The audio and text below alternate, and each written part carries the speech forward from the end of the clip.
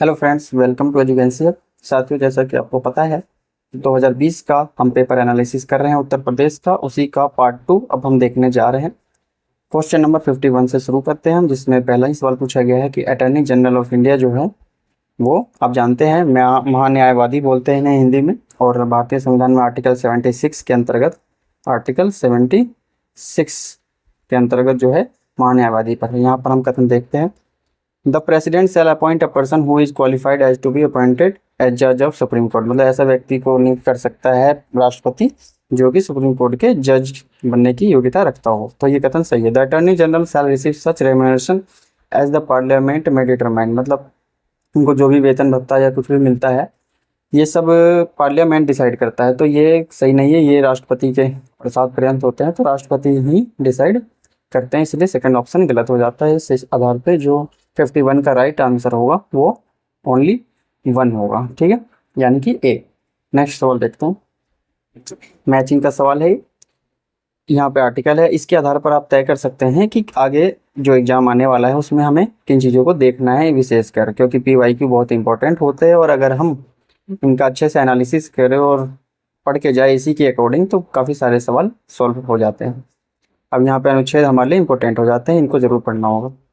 सबसे पहले सवाल का देखते हैं, article 61, article 67B, article 94, article 19 इनका मिलान किया गया है। तो आर्टिकल 61 आपको पता होगा कि जो राष्ट्रपति का महाभियोग लगता है उससे संबंधित है, तो इम्पीचमेंट ऑफ प्रेसिडेंट ये राष्ट्रपति का महाभियोग हो गया। आर्टिकल 67B जो है, आर्टिकल 94 जो है आप मिला सकते हैं रिमूवल ऑफ स्पीकर, ठीक है। और जो आर्टिकल 90 है वो आप मिला सकते हैं removal of deputy chairman of Rajya Sabha. मतलब राज्यसभा के जो डिप्टी चेयरमैन होते हैं उनको हटाने का जो प्रावधान है वो भारतीय संविधान के अनुच्छेद 90 में है। जो आर्टिकल 67B है वो रिमूवल ऑफ वाइस प्रेसिडेंट, मतलब जो उपराष्ट्रपति है उनके लिए होता है। तो इस आधार पर 52 के मिलान के आधार पर हम देखते हैं कि ऑप्शन नंबर सी जो है वो करेक्ट होता है। आप आराम से पॉज करके नोट डाउन कर सकते हैं, देख सकते हैं। 53, on which of the following dates constitution assembly जो है उन्होंने भारतीय जो झंडा है, आप जानते हैं राष्ट्रीय जो नेशनल फ्लैग है, उसको कब एडॉप्ट किया था। सवाल ये पूछा जा रहा है कि 22 जनवरी 1950, 24 जनवरी 1950, 22 जुलाई 1947, 22 जुलाई 1948। आप लोग खुद भी वीडियो को पॉज करके अपना जवाब दे सकते हैं, चाहे तो आप कमेंट में भी बता सकते हैं। और इसके आधार पे आप भी देख पाएंगे कि 50 सवालों में से आप कितने सवाल सही कर पाते हैं मेरे आंसर बताने से पहले, क्योंकि मैं जब तक ऑप्शन पढ़ता हूँ आपके दिमाग में आ जाना चाहिए कि आपका करेक्ट आंसर क्या होता है। माइंड में अपने फिक्स करिए, देखिए फिर उसके बाद सही हो रहा है कि गलत हो रहा है। इसके आधार पर आप देख सकते हैं कि आप पेपर में कितना पकड़ रखते हैं। अगर आपकी पकड़ अच्छी है, 50 में से 30, 35, 40 भी सही हो जा रहा है तो आप काफ़ी अच्छे कंडीशन में हैं। अगर 35 से एबव है तो कह सकते हैं कि आपकी ठीक ठाक तैयारी हो चुकी है UPSC या UPPCS के लाइन में। अब नेक्स्ट सवाल देखते हैं हम, इसका सही जो जवाब है 53 का वो होगा सी, 22 जुलाई 1947। आप ध्यान रखेंगे देश आज़ाद होने से पहले ही हमारा राष्ट्रीय झंडा जो था वो एडॉप्ट हो चुका था।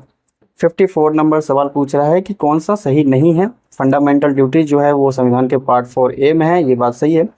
जो राज्यों की बात है वो पार्ट 6 में है, ये भी बात सही है। अटॉर्नी जनरल ऑफ इंडिया की बात पार्ट 13 में की गई है, ये सही नहीं है। Service under the union state का जो है भाग 14 में है, ये सही है। लेकिन जो ये भाग 13 अटॉर्नी जनरल का दे रखा है ये इसलिए सही नहीं है क्योंकि अटॉर्नी जनरल अभी हमने देखा महान्यायवादी का जो था आर्टिकल 76 में था और ये जो था पार्ट 5 के अंदर आता है सेंटर के भाग में, ठीक है। तो इसीलिए ये गलत हो जाता है। तो यहाँ पर गलत पूछा गया तो यहाँ पे जवाब हो जाएगा 54 का सी। नेक्स्ट सवाल देखते हैं, हम नेक्स्ट सवाल देखते हैं, which are article of Indian constitution are related to citizenship. पूछा गया है कि भारतीय संविधान के तहत नागरिकता का जो आर्टिकल है वो कहाँ से कहाँ तक है।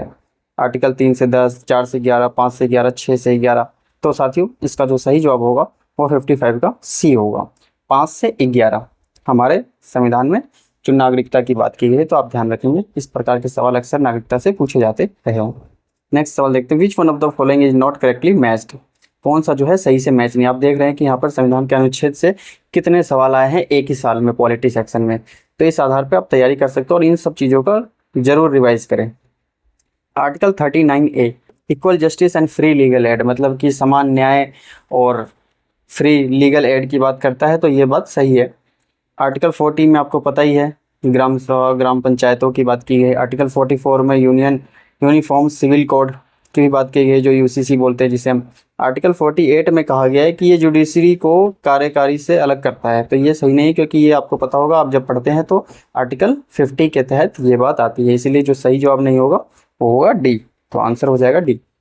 नेक्स्ट सवाल देखते हैं, विच of the following is not possible by a law of parliament under article 3 of the constitution. मतलब संविधान के अनुच्छेद 3 के तहत कौन सा पॉसिबल नहीं है।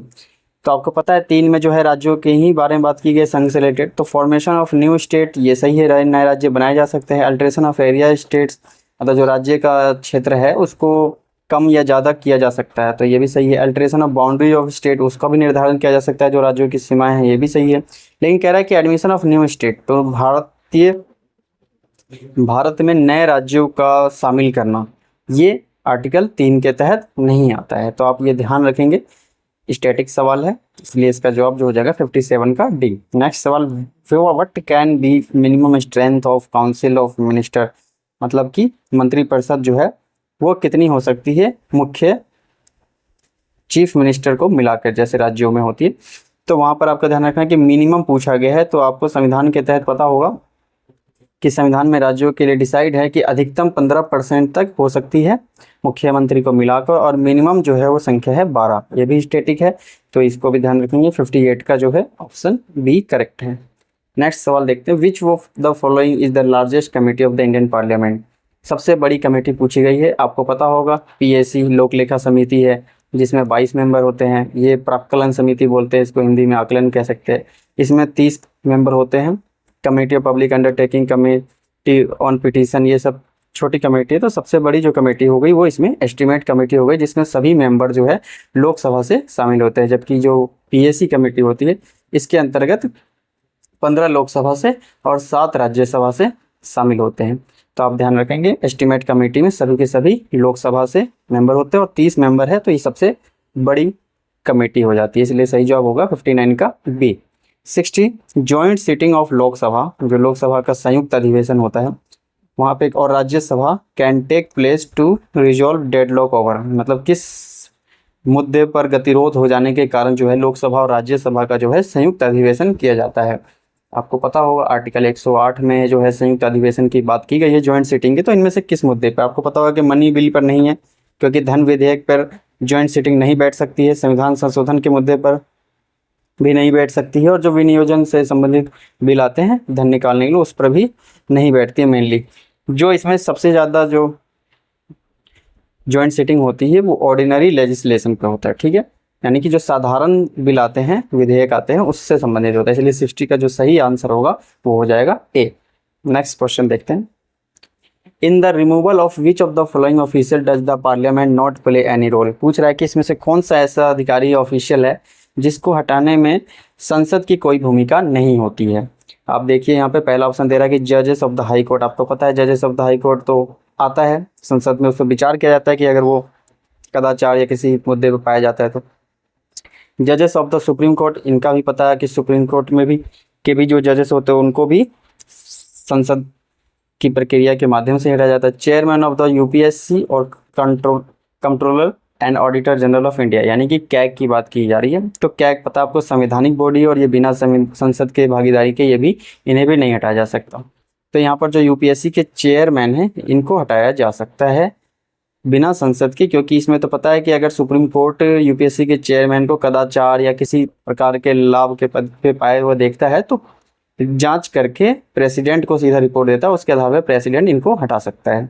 तो यहाँ पर संसद की कोई भूमिका नहीं आती, इसलिए जो इसका सही जवाब होगा वो ओनली 3 होगा, ठीक है, 61 का डी। नेक्स्ट क्वेश्चन देखते हैं, the supreme court of India enunciated the doctrine of basic structure of the constitution, मतलब संविधान का मूलभूत जो संरचना है वो किस केस के अंतर्गत ये सिद्धांत आया था। तो ये सबसे फेमस और इजी सवाल कहा जाएगा, क्योंकि कई बार आप पढ़ने का दौरान बेसिक में पता ही होगा आपको। इसका जो सही जवाब होगा 62 का B, the Keshavananda Bharati case in 1973। Next देखते हैं, given below are 2 statement, one is level assertion और रीजन से रिलेटेड सवाल है। ये कथन और कारण हमें देखना है कि Indian federalism is called quasi federal, मतलब भारतीय जो संघवाद है वो क्या है, अर्ध संघात्मक है, भारतीय जो संघ का ढांचा है। कारण बताया गया कि India has an independent judiciary with power of judicial review. 63। मतलब कि बता रहा है कि भारत अर्ध संघात्मक इसलिए है क्योंकि जो हमारी न्यायपालिका है वो स्वतंत्र है और वो न्यायिक समीक्षा कर लेती है। तो ये बात सही नहीं है। ये कथन अपने आप में सही हो सकता है क्योंकि हमारे न्यायपालिका के पास ये राइट है, लेकिन इसके कारण हम क्वासी जुडिशियल है ये हम नहीं कह सकते। इसलिए जो इसके दोनों जवाब सही है, पर ये not the correct expression of a, इस आधार पे हम मारेंगे 63 का B. Which part of the constitution has the provision of panchayati raj system. मतलब जो पंचायती राज सिस्टम है वो संविधान में किसके तहत शामिल है, आपको पता होगा। जो 73वां और 74वां संविधान संशोधन हुआ था 1992 का, उसमें जो 73rd अमेंडमेंट था वो पंचायत से ही रिलेटेड था। ठीक है, जो 74 था वो म्यूनसिपैलिटीज से रिलेटेड था। ठीक है, तो हम यहाँ पर ध्यान रखेंगे, ये इसका सही जवाब हो जाएगा 64 का ए, 9th, जिसमें हम ये पंचायत से रिलेटेड प्रावधान देखते हैं। 65 क्वेश्चन देखते हैं। When was the third tier added to Indian federal system. ये वही डेट पूछ लिया, यहाँ पर देख सकते हैं पंचायत से रिलेटेड दो बार दो सवाल आ गया। पहला आ गया कि कौन से भाग में शामिल है, तो भाग 9 है, भाग 9 और भाग 9A है, ऐसे करके ये दोनों भाग इन लोकल बॉडी से रिलेटेड है। यहाँ पे पूछा है कि तीसरा टायर का मतलब ही हो गया कि पहला सेंटर हो गया, स्टेट हो गया, उसके बाद लोकल बॉडीज के आते हैं, तो ये थर्ड टायर कहलाएगा। तो ये आप देख सकते हैं 1992, क्योंकि मैंने अभी भी बताया 73 और 74 संविधान संशोधन 1992 में हुआ था। तो इस आधार पे आपको डेट अगर याद नहीं हुआ किसी एक्ट का तो आप गलत जवाब कर सकते हैं। नेक्स्ट क्वेश्चन देखते हैं। The superintendent direction and control of all election to the panchayat are vested in. पूछा जा रहा है कि जो राज्यों में जो चुनाव होते हैं पंचायत का, ये किस के अधीन होता है। तो आपको पता है इलेक्शन कमीशन ऑफ इंडिया तो केवल राज्यों की विधानसभाएं और केंद्र की चुनाव कराते हैं। तो ये इसका जो सही जवाब होगा वो होगा राज्य निर्वाचन आयोग। ठीक है, राज्य निर्वाचन आयोग का गठन ही इसी मुद्दे को लेकर ही है कि मेनली उसका काम यही है, पंचायत और म्यूनसिपैलिटीज के इलेक्शन करवाना। नेक्स्ट 67 सवाल देखते हैं। According to the report release the NITI Aayog. NITI Aayog की रिपोर्ट के अनुसार पूछा गया कि दिसंबर 2019 से sustainable development goals India and action 2019 to 2020 Uttar Pradesh is group under. ये उस समय के करंट में रहा होगा, ये आज के समय में रेलिवेंट नहीं है। आप जरूरी नहीं है कि इसको आप रटें, इसको रटने की जरूरत नहीं, बस हम देख लेते हैं कि 2019 से 2020 के बीच में जो ये नीति आयोग का रिपोर्ट है सस्टेनेबल डेवलपमेंट गोल्स, इसमें उत्तर प्रदेश किस में था। तो उत्तर प्रदेश परफॉर्मर की कैटेगरी में था। ठीक है, तो उस समय के हिसाब से रेलिवेंट है, आज के हिसाब से ये अभी इंपॉर्टेंट नहीं हो जाता। Which of the following methods have been used to estimate poverty in India. ये आपके लिए इंपॉर्टेंट हो जाता है, इकोनॉमिक्स से रिलेटेड है कि जो गरीबी है उसका आकलन किन आधारों पर किया जाता है। तो हेड काउंट रेशियो ये भी सही है, कैलोरी इंटेक कितना कैलोरी प्राप्त करते हैं वो भी सही है, हाउस होल्ड कंजम्पशन एक्सपेंडिचर मतलब जो घरेलू उपभोग खर्च है उसके आधार पर भी हम गरीबी का आकलन करते हैं, पर कैपिटा इनकम नहीं करते क्योंकि ये तो स्टैंडर्ड ऑफ लाइफ और क्वालिटी ऑफ लाइफ को लेकर ज़्यादा दिखाता है, इनकम कितनी व्यक्ति को। तो ये तीन जो ऊपर के हैं ये सही होगा, इसलिए 68 का जो सही जवाब हो जाएगा B. The concept of marginal man मतलब सीमांत व्यक्ति की जो अवधारणा थी वो किसने दी थी, यहाँ पर ये पूछा गया। तो जो 69 का जो सही जवाब होगा वो होगा रॉबर्ट ई पार्क। ठीक है, तो आपको ध्यान रखना है ये नाम Robert E park marginal man का इन्होंने सिद्धांत दिया था।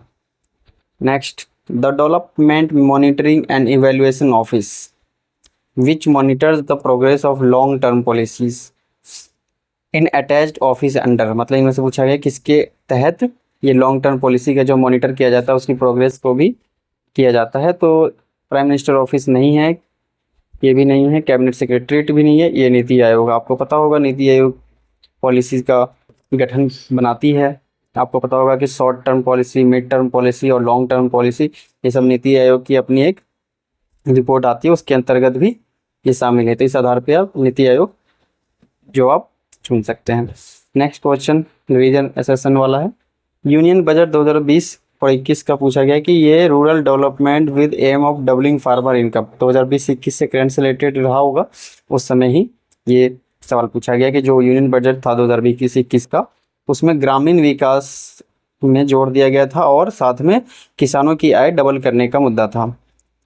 तो अब तो आप पीछे का बजट पढ़ते नहीं है, इसलिए इसको आज के टाइम का जो बजट है जैसे कि आप 2024 और 25 का बजट, ये आप देख सकते हैं इसमें क्या खास प्रावधान सब है। फिर रीजन दिया गया है कि the 16 action points announce in the budget is centred around agriculture, irrigation and rural development. मतलब बताया गया कि रूरल डेवलपमेंट से रिलेटेड काम भी होना है और साथ में किसानों की आय को भी डबल करना है। अब यहाँ पे कारण बताया गया कि ये सारे चीज़ें हम देखने को मिलता है कि सिंचाई, एग्रीकल्चर, तो ये सब जब काम होंगे तो ये तो सुधार अपने आप होगा ही। तो इससे कहीं ना कहीं दिखाई देता है कि जो रीजन है वो असर्शन का सही है। ठीक है, तो इस आधार पे दोनों सही है और करेक्ट एक्सप्लेनेशन भी हमें दिखाई पड़ता है। नेक्स्ट क्वेश्चन देखते हैं। विच of the following committee recommended a poverty line based on nutritional requirement acceleration. मतलब पूछा गया कि कौन सी ऐसी कमेटी है जो कि पोषण पर आधारित, पोषण आवश्यकता पर आधारित क्या है, गरीबी को नापती है, गरीबी लाइन को डिफाइन करती है। तो ये एक स्टैटिक और सीधा फैक्चुअल सवाल आ गया है, तो आपको यहाँ पर ध्यान रखना है कि ये जो है अलग कमेटी है। ठीक है, अलग कमेटी जो है ये है 1979 या 1970 के दशक में ये अलग कमेटी आई थी, उस समय का है। Limit of investment for outstanding corporate bond for foreign portfolio investment in union budget 2021 has been extended up to. ये भी यूनियन बजट से देख सकते हैं आप, 2 सवाल पूछे गए हैं, तो आपको ध्यान रखना कि बजट में कुछ ऐसी चीज़ें हैं जो पूछी जा सकती है, तो आप उसका समरी पढ़ सकते हैं। बहुत सारे नोट्स मिलते हैं उसकी समरी का, वहाँ से आपको पता चल जाएगा। तो यहाँ पे 73 का उस समय का जो जवाब होगा वो उस समय पहले 9 से बढ़ाकर 15 कर दिया गया था, तो इसका सही जवाब होगा डी। नेक्स्ट क्वेश्चन देखते हैं। विच of the following is use in fire alarm. जो फायर से जुड़े हुए अलार्म होते हैं उसमें किन का प्रयोग होता है। यहाँ से साइंस से रिलेटेड पूछा जा रहा है। इससे पहले हमने इकोनॉमिक्स देखा, अब साइंस देखते हैं। फायर अलार्म में किन चीज़ों के आधार पर वो पता करता है, तो इसका सही जवाब होगा फोटोसेल। आपको ध्यान रखना है फोटोसेल, क्योंकि वो कहीं ना कहीं हीट या कह सकते हैं कि जो आग है उसको पकड़ने का कार्य करती है, तो उसी में ये यूज होता है फायर अलार्म में। ठीक है, तो 74 का जो ऑप्शन हो जाएगा ए सही। नेक्स्ट है मैचिंग का मेटल और उसकी प्रॉपर्टी, इस पर मिलान करना है। Sodium, mercury, silver, lead. ठीक है, तो हम देखते हैं गुड कंडक्टर ऑफ इलेक्ट्रिसिटी, ये आपको पता गुड कंडक्टर ऑफ इलेक्ट्रिसिटी तो सिल्वर ही हो सकता है। फिर लिक्विड एट रूम टेम्परेचर, यानी कि मरकरी जो है वो लिक्विड हो जाता है जब कमरे के सामान्य तापमान पे रखा जाए तो उसे। फिर जो सोडियम है वो क्या है, can be easily cut with knife, मतलब उसे चाकू से आसानी से काटा जा सकता है। और जो बच गया लेड, वो हो जाएगा पुअर कंडक्टर ऑफ हीट। ठीक है, ये जो ऊष्मा है उसका अच्छा संचालक नहीं माना जाता है, जो लेड होता है वो पुअर कंडक्टर होता है। ठीक है, तो इस आधार पर जो 75 का जवाब हो जाएगा वो हो जाएगा बी। नहीं, 75 का बी मैचिंग नहीं होगा क्योंकि ए का 4। ठीक है, तो यहाँ पर बनेगा सी। इस आधार पे 75 का जो सही जवाब हो जाएगा वो होगा सी। देख सकते हैं बी का 2, सी का 1। ठीक है। विच of the following polymer is not a thermoplastic, मतलब इसमें से कौन सा ऐसा पॉलीमर है जो कि थर्मोप्लास्टिक नहीं है। इससे पहले भी हमने जब हम 2019 वाले पेपर को कर रहे थे तब भी हमने देखा था कि इस टाइप के सवाल आए थे, तो आप समझ सकते हैं कि कैसे PYQ से हमें हेल्प मिलती है, क्योंकि उस समय भी नियोप्रीन पर आया था। ठीक है, तो नियोप्रीन पर आया था और आपको पता था उस समय क्या था ये नियोप्रीन, हमने बताया भी था अपने सेशन में कि नियोप्रीन जो था वो एक प्रकार का सिंथेटिक रबर था। ठीक है, तो आप अभी भी ध्यान रखेंगे सिंथेटिक रबर, इसमें नियोप्रीन। ठीक है, तो पॉलीथीन, पॉलीस्टीरीन, टेफ्लॉन ये सब क्या हो जाएगा, थर्मोप्लास्टिक हो जाएगा। तो इस समय आप ध्यान रखेंगे टेफ्लॉन क्या है, थर्मोप्लास्टिक, पॉलीस्टीरीन क्या है, थर्मोप्लास्टिक, ताकि अगली बार जब ये सवाल पूछा जाए तो आप कैटेगराइज कर पाए कि कौन सा सिंथेटिक है और कौन सा थर्मोप्लास्टिक है। नेक्स्ट सवाल देखते हैं। Invert sugar is sweeter than sucrose, ये बात सही है। इन्वर्ट शुगर जो होता है वो शर्करा होती है, उसी का ही टूट कर बनता है, मतलब उसी का टूटा हुआ ही भाग ही क्या होता है, इन्वर्ट शुगर के रूप में बदल जाता है। तो इन्वर्ट शुगर उससे मीठा होता है। ठीक है, बहुत सारी मिठाइयों में यूज होता है इसका सुक्रोज। नॉर्मल जो सुक्रोज होता है उसी का टूटा भाग होता है तो उससे ज़्यादा मीठा होता है। Invert sugar is obtained by the hydrolysis of sucrose, तो यही बात सही है। 77 का जो है ये कथन सही है। Invert sugar is obtained by hydrolysis, इसी प्रक्रिया के माध्यम से ही वो प्राप्त किया जाता है इन्वर्ट शुगर, तो ये बात सही है, इस प्रक्रिया के माध्यम से प्राप्त किया जाता है। लेकिन ये कारण इसके लिए तो सही नहीं हो सकता ना, क्योंकि ये कथन बोल रहा है कि ये बहुत मीठा होता है सुक्रोज की तुलना में, लेकिन ये मीठा होता है तो क्या इस प्रक्रिया के माध्यम से तो मीठा नहीं होता, ये तो बताया जा रहा है कि हम इसकी मदद से इन्वर्ट शुगर प्राप्त करते हैं, तो प्राप्त करना और मीठा होना दोनों बात अलग अलग है।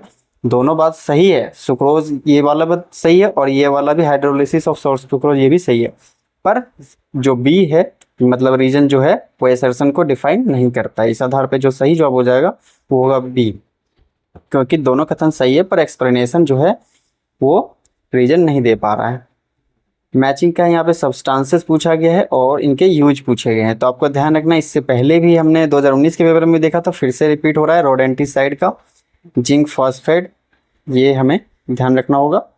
ठीक है, अब देखिए यहाँ पर जिंक फॉस्फेट हमने पहले भी पढ़ा था, रोडेंटिसाइड से रिलेटेड है। सिल्वर आयोडाइड ये भी पहले हमने देखा था, आर्टिफिशियल रेन से रिलेटेड है। तो रिपीटेड सवाल आते रहते हैं। ईओसीन जो है वो क्या है, बी, तो बी का हो जाएगा रेड इंक। ठीक है, ये इसमें प्रयोग होता है। ब्लू वाइट ट्रियोल जो है एक प्रकार का सब्सटेंस है, ये जो प्रयोग होता है ये फंगीसाइड मतलब जो कवकनाशी होते हैं उनके उसमें प्रयोग आता है ये। तो इस आधार पर जो 78 का है वो हो जाएगा सी। आप इन्हें राइट डाउन भी कर सकते हैं क्योंकि पीवाईक्यू के नोट्स आपको हर समय काम में ही आएंगे। 79 विच one of the following substances is not synthetic. अब देखिए फिर से सिंथेटिक से रिलेटेड सवाल आ रहा है ना, तो यहाँ पर देखिए आप देख सकते हैं नियोप्रीन। ठीक है, तो आप इसके आधार पर यह भी अंदाजा लगा सकते हैं कि आपको पेपर में अलर्ट रहना है। काफ़ी सारे सवाल आप पीछे आपने देखा, जैसे कि एक सवाल में नियोप्रीन से रिलेटेड आया हुआ था, ये देख सकते हैं आप, यहाँ पे भी नियोप्रीन है। ठीक है, पूछा गया कि कौन सा नियो, और आगे आप देख रहे हैं क्या कि नियोप्रीन। अब की बार तो इन दोनों सवालों को अगर मिला के पढ़ा जाए तो आपको दोनों का आंसर आसानी से कम एक का आंसर तो आप डेफिनेटली निकाल ही पाएंगे, क्योंकि यहाँ पे सिंथेटिक में पूछा गया है। ठीक है, और आप देख सकते हैं यहाँ पे टेफ्लॉन भी दिया गया है ना, तो इसमें से बोल रहा है कि कौन सा सिंथेटिक नहीं है। तो यहाँ पर आपको ध्यान रखना है कि फिब्रोइन जो है वो सिंथेटिक नहीं है। ठीक है, 79 का जो सही जवाब होगा वो होगा ए, फिब्रोइन। क्यों नहीं होगा, क्योंकि ये सिल्क वर्म से प्राप्त होता है, तो एक प्रकार का रेशा हो गया। ठीक है, सिल्क से रिलेटेड चीज हो जाएगी। नेक्स्ट क्वेश्चन देखते हैं, विच of the following natural substance contain iron. Iron का ये शॉर्ट फॉर्म है, तो आपको ध्यान रखना कि इसमें से कौन सा जो है natural substance contain iron. Chlorophyll, collagen, keratin, myoglobin. ठीक है, तो इसका सही जवाब मायोग्लोबिन होगा, क्योंकि ब्लड सेल वगैरह में पाया जाता है और मसल्स के, तो वहाँ पर आयरन में मायोग्लोबिन यही चीज़ पाया जाता है। तो आपको ध्यान रखना है कि 80 का जो सही जवाब होगा वो डी होगा। Change in the base sequence with in gene is called. जो बेस सीक्वेंस होता है जीन का, उसमें परिवर्तन जब हो जाता है, चेंजेस आ जाते हैं, तो इस प्रक्रिया को मतलब क्या कहते हैं। यहाँ पे आपको पता होगा, जब भी हम अखबार या न्यूज़पेपर पढ़ते हैं तो उसमें कई बार आते हैं कि सेल का म्यूटेशन हो जाना। यहाँ पर तो म्यूटेशन का मतलब ही होता है उत्परिवर्तन कर देना। ठीक है, जीन में, तो जीन में जब उत्परिवर्तन होता है उसी को ही म्यूटेशन कहते हैं इंग्लिश में। तो आपको ध्यान रखना है कि म्यूटेशन ये सब ऐसे ही लिखा जाता है, हिंदी में भी इसको ऐसे ही पूछ लिया जाता है, तो आपको ध्यान रखना है, उत्परिवर्तन कहते हैं ऐसे। 82 in human body digestion of protein begins in which of the following organs. पूछा गया कि जो प्रोटीन्स का डाइजेशन होता है वो कहाँ शुरू हो जाता है, बिगिंस शुरुआत कहाँ से हो जाती है। तो इसका सही जवाब होगा स्टमक, पेट से शुरुआत हो जाती है और स्मॉल इंटेस्टाइन तक जाती है इसका जो डाइजेशन है प्रोटीन का। ठीक है, तो सही जवाब होगा D. Use of polished rice in human diet cause following disease. मतलब कि अगर हमें पॉलिश राइस पता है in human diet causes following disease.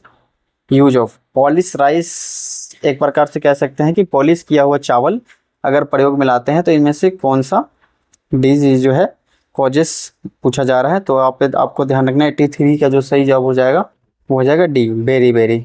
ठीक है, जो कि B1 विटामिन की कमी से होता है। रिकेट्स आपको पता है विटामिन डी से रिलेटेड है। गोइटर आपको पता है ये सोडियम की कमी कह सकते हैं, जो साल्ट होता है उसकी वजह से है। एनीमिया पता है आपको ब्लड में आयरन की कमी की वजह से होता है, तो इसका सही जवाब होगा बेरी बेरी। ठीक है, नेक्स्ट क्वेश्चन देखते हैं हम। विच of the following vitamin is mainly responsible for blood coagulation in human being. मतलब कि इसमें से कौन सा विटामिन ऐसा है जो कि रक्त का थक्का जमाएगा। तो ये आप बचपन से जानते हैं, बहुत स्टैटिक सवाल है ये। विटामिन के जो है वो रक्त का थक्का बनाने में प्रयोग में आता है। तो नॉर्मल लूसेंट का भी सवाल है, तो आपको साइंस देखना कि काफ़ी ईजी टाइप ही पूछा जाता रहा है, इसमें कोई हार्ड नहीं है। लेकिन हाँ, रिपीटेड सवाल आते हैं तो आपको पहले से एक बार देखना जरूर चाहिए। नेक्स्ट सवाल देखते हैं। Consider the following statement about human brain. मतलब कि जो हमारा ब्रेन है, मानव मस्तिष्क, उसको देखना हमें इस कथन के माध्यम से। The brain is responsible for regulating the heart beat. ये हार्ट बीट को रेगुलेटिंग करने के लिए भी ब्रेन यूज होता है। उसके अलावा मतलब ब्रेन जो है हमारा, वो उसको फंक्शन करता है। साथ में पूछा गया it is responsible for balancing the body. तो 85 का ये दोनों कथन जो है सही कहा जा रहा है, तो यहाँ पर हम सी लगाएंगे। विच of the following substance is obtained from a tree. कौन सा इनमें से ऐसा पदार्थ है जिसे कि पेड़ से प्राप्त किया जाता है। ठीक है, तो यहाँ पे देख रहे हैं बिटुमेन, ये आपको पता सड़क बनाने में प्रयोग होता है, तो खनिज टाइप का ही हुआ। टिंकल, ये भी एक खनिज प्रकार का हुआ। ठीक है, और जो साथ में ये है एस्फोइटिडा, ये इसको हिंदी में हींग कहते हैं। हींग, तो हींग पता है आपको खाने के में प्रयोग आता है, तो इसका तो पौधा ही होगा। तो ये इसका सही जवाब होगा 86 का ए, हींग। नेक्स्ट क्वेश्चन देखते हैं। The entire sequence of communities that successively change in a given area are called as. मतलब कि एक क्षेत्र में, एनवायरनमेंट से रिलेटेड सवाल आ गया है ये। एक क्षेत्र में जितनी भी कम्युनिटी रहती है और उसमें जो भी सक्सेसिवली मतलब उत्तराधिकारी चलते रहते हैं, ये इसमें परिवर्तन होता रहता है, तो इस क्षेत्र को क्या कहते हैं। आप एनवायरनमेंट में पढ़ते होंगे, तो इस क्षेत्र को सिरे कहते हैं, सिर। ठीक है, सिर या सिरे ऐसे कहते हैं। ठीक है, तो आपको ध्यान रखना, जैसे कि होता है ये लिथोस्फीयर है, ये हाइड्रोस्फीयर है, तो मतलब जल में रहने वाले जीव की जो कम्युनिटी होती है वो हाइड्रोस्फीयर हो जाता है, लिथोस्फीयर, इस तरीके से कई एरिया डिफाइन होते हैं उनके और पर्टिकुलरली होते हैं उनके। तो इसका सही जवाब हो जाएगा B. The main objective of sustainable tourism, मतलब सतत पर्यटन के लिए पूछा गया कि कौन सा महत्वपूर्ण लक्ष्य है इसमें से।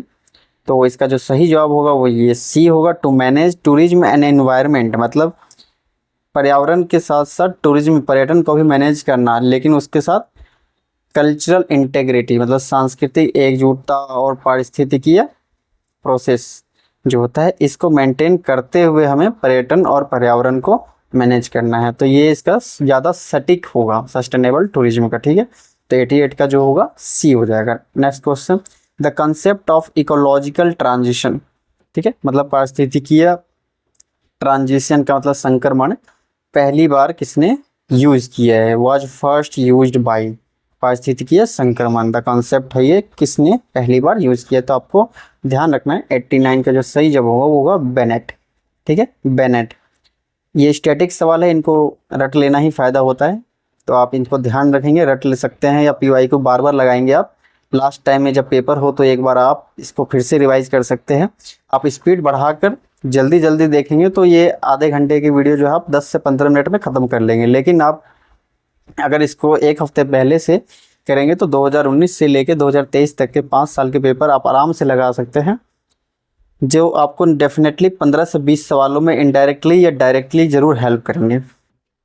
हम नेक्स्ट सवाल देखते हैं। Which one of the following is not a green house gas found naturally in the atmosphere.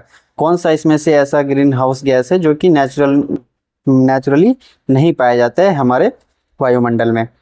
Carbon dioxide तो पाया जाता है, ओजोन है, मीथेन है, ये सब पता है आपको पाया जाता है। नाइट्रोजन ऑक्साइड जो है ये नहीं पाया जाता है, तो आप ध्यान रखेंगे। ये सब तो आपको पता है, मीथेन खेतों से, पशुपालन से, इन सब से प्राप्त होता है। ये कार्बन डाइऑक्साइड है, ओजोन है, ये सब कोल फील्ड से निकलते ही रहते हैं, ओजोन भी है। तो नाइट्रोजन ऑक्साइड जो है वो नहीं मिलता है। तो नेक्स्ट क्वेश्चन देखते हैं। Generally environment can be classified as following category, which among the following is not a part of such category. बोल रहा है कि एनवायरनमेंट को हम क्लासीफाई करते हैं, इसमें से कौन सी कैटेगरी ऐसी है जो किसी भी कैटेगरी में नहीं आती। जैसे आपको पता होगा माइक्रो एनवायरनमेंट, मैक्रो एनवायरनमेंट, तो इन्हीं के अंतर्गत ये सब आता है। जैसे फिजिकल एनवायरनमेंट आता है, कल्चरल एनवायरनमेंट भी होता है, बायोलॉजिकल एनवायरनमेंट भी होता है, लेकिन ऑपरेशनल एनवायरनमेंट जो है वो नहीं होता है। ठीक है, तो पूछा गया है कि कौन सा नहीं होता है, पार्ट नहीं है, तो इसका सही जवाब हो जाएगा ए। नेक्स्ट देखते हैं। ग्लोबल वार्मिंग का इम्पैक्ट पूछा गया कि इनमें से क्या होगा। राइज इन सी लेवल, सही बात है, क्योंकि समुद्र का जो जल स्तर है वो बढ़ जाएगा, ग्लेशियर पिघल जाएंगे, स्प्रेड ऑफ डिजीज, बीमारी फैल जाएगी, ब्लीचिंग ऑफ कोरल रीफ्स, ये भी होगा, कोरल रीफ जो है वो भी ब्लीच कर जाएंगे, वो भी मरने लगेंगे, तो इस तरीके की घटना होगी। तो इसका सही जवाब हो जाएगा डी। नेक्स्ट क्वेश्चन देखते हैं, नेशनल चंबल सेंचुरी जो है, राष्ट्रीय जो चंबल अभयारण्य है, वो इनमें से किस राज्य में नहीं आता है? जैसे उत्तर प्रदेश में पड़ेगा, उसकी सीमा मध्य प्रदेश में भी है, राजस्थान में भी है, लेकिन हरियाणा में नहीं है। तो इसका जो सही जवाब हो जाएगा वो होगा ऑप्शन सी। ठीक है, आप ध्यान रखेंगे option C. National clean air programme has been launched by the central government this year, मतलब साल पूछ लिया गया है कि किस साल एनसीएपी प्रोग्राम जो है शुरू हुआ था। तो इस प्रकार के प्रोग्राम जो हाल फिलहाल में शुरू हुए, क्योंकि 2020 का है ये क्वेश्चन और इसमें पूछा गया है थोड़ा एक साल पहले का, तो हमें एक साल पहले के भी कुछ मेन प्रोग्राम हो तो उनको ध्यान में जरूर रखना चाहिए, क्योंकि यहाँ पर है इसका सही जवाब 2019 में है। ठीक है, एक साल पहले का। The discussion on sustainable developments तथा विकास पर was started after submitting a report on environment on the United nation in 1987। That report was 1987 में एक रिपोर्ट सबमिट की गई थी, आपको पता होना चाहिए। ये आवर कॉमन फ्यूचर के नाम से है। ठीक है, तो इसका जरूर ध्यान रखेंगे, आवर कॉमन, हमारा साझा भविष्य। इस ब्रटलैंड रिपोर्ट आप जानते होंगे, तो वो इसी से संबंधित ब्रटलैंड रिपोर्ट कहते हैं। 95 का बी, एनसीईआरटी से रिलेटेड सवाल है, इसको एनसीईआरटी में भी देख सकते हैं आप 11th 12th में। नेक्स्ट क्वेश्चन देखते हैं, which one of the following is not a major cause of wild life extinction, मतलब इसमें से कौन सा प्रमुख कारण नहीं है वन्य जीवों के विलुप्त में? Loss of natural habitat, natural habitat he loss हो जाएगा तो फिर तो वो मेजर का रीजन है ही है। To make fire in the forest, ये नहीं है। Illegal commercial trade of wild life, ये भी है महत्वपूर्ण कारण। Fast pace of population growth, ये भी है। तो इसका जो सही जवाब होगा, क्योंकि नॉट अ मेजर पूछा गया है, तो to make fire in the forest, जंगल में आग लगना इतना बड़ा मेजर कॉज नहीं होता है वाइल्ड लाइफ के। ठीक है, द बुक साइलेंट स्प्रिंग, जो कि बहुत ही फेमस है, एनवायरनमेंट के सेक्शन में आप पढ़ते होंगे, इसको बहुत ही रेलिवेंट बुक माना जाता है। और ये 1962 में, एक प्रकार से आप यूँ समझिए कि शुरुआती जो पर्यावरण से संबंधित क्रांतिकारी कोई क्रांति लाया, तो उसमें साइलेंट स्प्रिंग बुक थी, और ये राचेल कार्सन की थी, जो महत्वपूर्ण एनवायरमेंटलिस्ट है, इन्हीं के द्वारा लिखी गई थी 1962 में। आप देख सकते हैं, we set the tone for an environmental movement in the world was written by. तो इसके बाद से ना पर्यावरण को लेकर जागरूकता बहुत तेजी से बढ़ी थी इस बुक के बाद से। तो ठीक है, तो आपको ध्यान रखना है, राचेल कार्सन इसके है, अगली बार भी पूछा जा सकता है आपसे। विद रेफरेंस टू यूट्रोफिकेशन, आपने देखा था, हमने पिछले बार भी पढ़ा था यूट्रोफिकेशन 2019 के पेपर के समय भी, इस बार भी रिपीट में आया है, विच ऑफ द फॉलोइंग स्टेटमेंट। तो इसके आधार पे आप अंदाजा लगा सकते हैं कि यूट्रोफिकेशन एनवायरनमेंट से जुड़े हुए कुछ टर्मिनोलॉजी है, वो जरूर पूछे जाता है, इकोलॉजिकल सक्सेशन, सीरे, ट्रोफिकेशन। ठीक है, तो यूट्रोफिकेशन हमने बताया था, ये it decrease dissolve oxygen of water, ये बात सही है। 98 का ये कथन सही है। It is a phenomenon of nutrient enrichment of a water body, ये भी सही है कि जो जल निकाय होता है उसमें जो है पोषण तत्व जो है वो बढ़ जाता है जब, तो उस प्रक्रिया को यूट्रोफिकेशन कहते हैं, क्योंकि उसमें एल्गी ब्लूम की स्थिति आ जाती है, बहुत सारे एल्गी आ जाते हैं और वो क्या करते हैं, ऑक्सीजन को एब्जॉर्ब कर लेते हैं, जिसके कारण जो डिजोल्व ऑक्सीजन होता है पानी में वो कम होने लग जाता है। ठीक है, इस यूट्रोफिकेशन की स्थिति, जिससे जलीय जीव जो होते हैं वो मरने लग जाते हैं।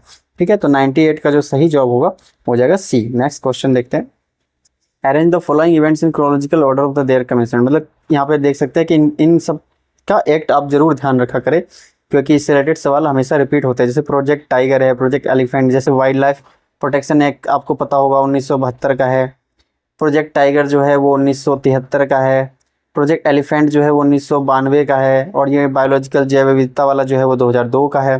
ठीक है, तो आप इस आधार पे इनकी क्रोनोलॉजी लगा सकते हैं। 99 का जो है वो हो जाएगा सी। लास्ट सवाल देखते हैं, the movement of nutrients element through the various component and ecosystem is called, मतलब कि न्यूट्रिएंट्स का जो मूवमेंट होता है एक स्तर से दूसरे स्तर पे जाने का कंपोनेंट्स में, उस इकोसिस्टम में ये सारी घटनाएं होती है, उसको हम क्या कहते हैं इस प्रक्रिया? तो बायो जियो केमिकल साइकिल। ठीक है, आपको ध्यान रखना है, बायो जियो केमिकल साइकिल कहते हैं। साथियों, आज के लिए बस इतना ही। नेक्स्ट पार्ट, लास्ट पार्ट 2020 का हम जल्द ही लेकर आने वाले हैं। Thank you, have a nice day.